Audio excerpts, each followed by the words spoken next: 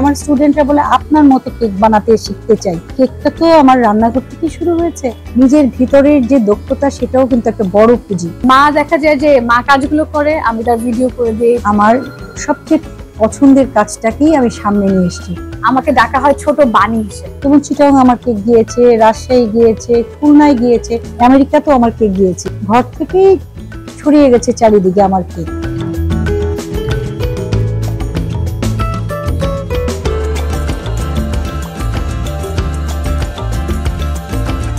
School শিক্ষক ছিলাম, তো ওখান থেকে যখন আমি চাকরিটা ছেড়ে দেই, আমি একটু ডিপ্রেস হয়ে যাচ্ছিলাম যে যারা আসলে কাজ করে তাদের কিন্তু হঠাৎ করেই থেমে যাওয়া বা বসে থাকা কিন্তু ওরা মানতে পারে না। সেই মানতে না পারা থেকে আজকে আমি এখানে এসেছি।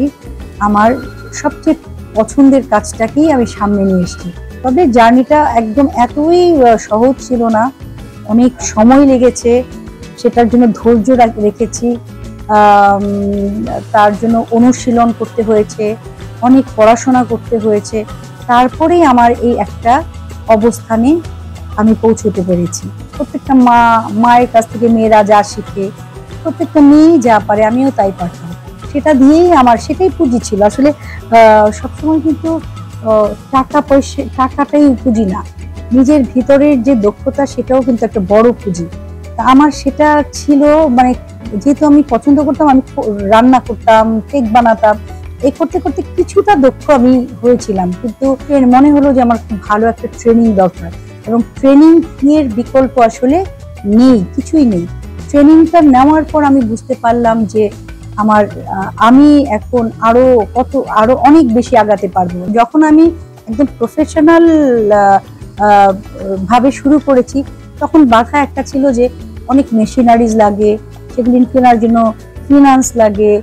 এছাড়া আমাদের দেশের যেটা বিদ্যুৎ ব্যবস্থা, অনেক সময় হয়তো কেক দিয়েছি, ইলেকট্রিসিটি চলে গেল, হ্যাঁ, তারপরে পর্যাপ্ত লোকের সমস্যা, অনেকেই এটা নিয়ে কাজ করতে চাইতো না, বলতো যে এটা কোনো পেশা না, এটা তো বাবুর্চি এই টাইপের।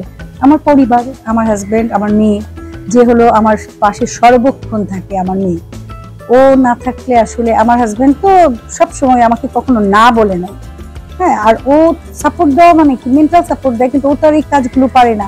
কিন্তু আমার মেয়ে, ও খুব ছোট্ট ছিল, ও আমাকে যেমন আমার পাশে বসে রাত জেগে আমার সাথে কাজ করতে, কারণ ও একটু শিল্পী মনা মানুষ, ও এই কাজগুলো, সৃজনশীল কাজগুলো পছন্দ করে। আমি পড়াশোনা করেছি ভিক্টোরিয়া স্কুল অ্যান্ড কলেজ থেকে, আমার এসএসসি এইচএসসি।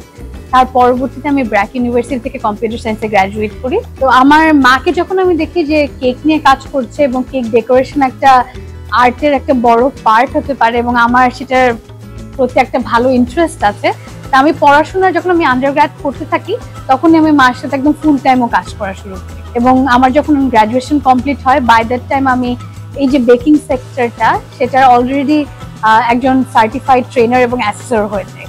আমার মনে হলো যে আমি মাকে আমার যতটুকু জ্ঞান রয়েছে বা আমি যতটুকু সাপোর্ট তাকে করতে পারি, আমি সেভাবে তাকে হেল্প করি।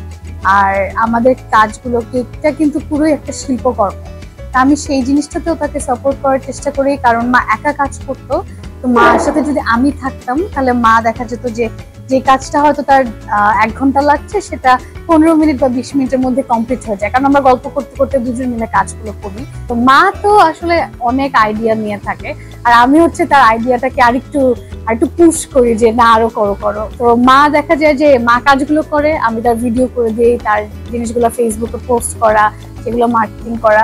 তো আমার মনে হয় যে এখন তো অনলাইন ডিজিটাল মার্কেটিং, এই ফিল্ডটাতে মানুষ খুব তাড়াতাড়ি তাদের কাজটা প্রচার করতে পারে। তো মা যেহেতু কাজ করতো, আমার কাজটা ছিল হচ্ছে তার কাজটাকে প্রচার করা। এখনো আমি সেটা করে যাচ্ছি, সেভাবে করেই আমি চেষ্টা করি আমার মাকে সাপোর্ট। তো আমার দেখা যাচ্ছে আমি আমার মায়ের পরিচয় কিন্তু পরিচিত হই। এমনও আছে যে আমার ফ্রেন্ড সার্কেলে আমাকে ডাকা হয় ছোট বাণী হিসেবে। কেকটা তো আমার রান্নাঘর থেকেই শুরু হয়েছে, তা ওখান থেকে আমি গিয়ে আস্তে আস্তে একটা শপ নিলাম। সেই শপ থেকে আমার আর পিছনে তাকাতে হয়নি। এরপরে আমার 5টা শপ হয়েছে আরো। শুধু দেশ না, দেশের গন্ডি পেরিয়ে দেশের বাইরেও কিন্তু আমার কেক গিয়েছে। যেমন চিটাগাং আমার কেক গিয়েছে, রাজশাহী গিয়েছে, খুলনায় গিয়েছে, এমনের অনেক, বরিশাল গিয়েছে আমার কেক, হ্যাঁ, এমনকি চেন্নাই গিয়েছে, মালয়েশিয়া গিয়েছে, আমেরিকাতেও আমার কেক গিয়েছে। ঘর থেকেই ছড়িয়ে গেছে চারিদিকে আমার কেক, এবং বিভিন্ন ধরনের ফ্লেভার আমি যুক্ত করতে পেরেছি। স্টুডেন্টরা বলে আপনার মতো কেক বানাতে শিখতে চাই। তা আমি বলেছি আমি কিন্তু কারো মতো কেক বানানো শিখতে চাইনি, আমি বেসিকটা শিখেছি, করে আমি আমার মতো করে রূপ দিয়ে নিয়েছি। প্রথমে আমি কাউকে শিখাইনি, আগে আমি নিজে তৈরি হয়েছি, তারপর শিখানোর মতো পরিবেশ তৈরি করেছি। আমার বানিস একাডেমি সৃষ্টি হয়েছে আমার এই চিন্তা থেকে। আমি এনএসডিএ বিটিএভি থেকে অ্যাফিলিয়েশন নিয়েছি, তারপরেই কিন্তু আমি আমার একাডেমি বা আমার বেকিং এর উপর শিক্ষা দেওয়ার যাত্রাটা শুরু করেছি। চ্যানেলের জন্মদিনে তো আমার কেক, যে একবার যেমন ওদের জন্মদিনে আমাকে বিশাল বড় এক কেক তৈরি করতে দিল, তা আমার ভয় লাগেনি। এবং একটা ছিল মনে হয় 74 ফিট, আরেকটা 50 ফিটের ওপরে ছিল। তা এটা আমার মনে হলো যে চ্যালেঞ্জগুলো নেওয়াটা একটা বড় ব্যাপার, এটা একটা আনন্দেরও। তা আমি নিয়ে নিলাম হুট করে। আমার অবসর তো নাই, যতটুকু মানে ওই ঘ্যান ঘ্যান করে মা তোমাকে পাচ্ছি না। তারপরে অবসর সময় আমাদের যত কথা জমানো থাকে মনে হয় আমরা উগড়ে দিই। হ্যাঁ, এই অবস্থা, মানে কোন কেকের কি ডিজাইন, আমাদের কথাগুলো কিন্তু এর বাইরে আমরা যাই না। হ্যাঁ, সারাদিন শেষে হয়তো একটু মা এটা করলে ভালো হয় বা সেমন্তি এটা করলে ভালো হয়, আমাদের অবসর সময় ঠিক এইভাবেই কেটে যায়। মা না থাকলে আমার মনে হয় মোস্ট অফ দ্য টাইম মা কখন আসবে সেটা চিন্তা করতে করতে আমার সময়টা কেটে যায়। গল্পের পরে রান্না, মানে আমার এটাতে কোনো ক্লান্তি নেই, আমাকে যতক্ষণ বলবেন রান্না করতে আমি রান্না করতে, সেটা যখনই হোক। আমি এখন শিফট হয়ে গেছি আমি ইউএসএ তে, তো ওখানে আমি থাকি, আমার হাজবেন্ড ওখানে থাকেন। আমার পরবর্তী প্ল্যান হচ্ছে আমি ওখানে পড়াশোনা করব, এবং আমাদের যে বানিজ ক্রিশ্চিয়ান বানিজ একাডেমি, সেই দুটোকেই আমরা শুধু বাংলাদেশের মধ্যে না, এর পরবর্তী প্ল্যান হচ্ছে ইনশাল্লাহ সবার দোয়া থাকলে আমরা এটা ইউএসএ তেও নিয়ে যাব।